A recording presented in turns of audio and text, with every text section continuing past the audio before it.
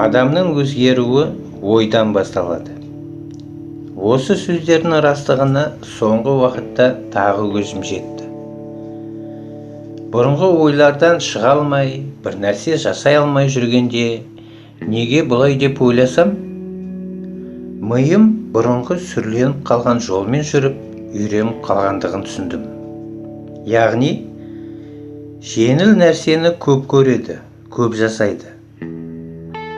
Ол не нәрсе десеңіз, WhatsApp шұқылау, әлеуметтік желілерге көп кіру сияқты әдеттер. Осы әдеттерді қою үшін телефонды үйде де, жұмыста да өзімнен алыс қойып отырамын дедім. Нәтижесі аз да болса байқалды. Ең басты әсер еткен үздіксіз ұзақ уақыт жасаған медитация болды. Осы медитациялардан кейін миыма түрлі қызық ақпараттар келе бастағанын байқадым. Бұрын ондай ақпарат ағыны қатты байқалмайтын. Осы жолы не үшін десем, сол медитациядан екен. Адам баласы күнделікті өмірде алқын-жұлқын болып күн кешеміз. Кейде бір күннің бір сағат сияқты қалай өтіп кеткенін байқамай қаламыз. Өткен күнінде не болғанын ұмытып қаламыз. Осындай алқын-жұлқын өмірде адам қалай қылмысқа, кері істерге барғанын да байқамай қалады екен.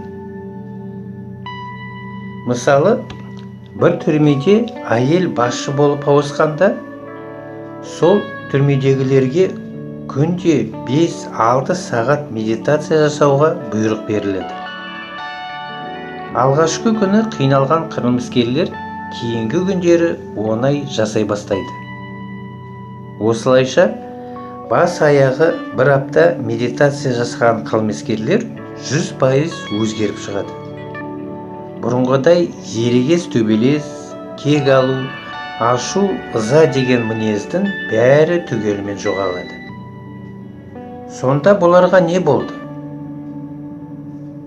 Әр адам өзімізді терең танып, өмір сүрмейміз. Сыртқы жаттанды эмоциямен өмір сүреді екенбіз.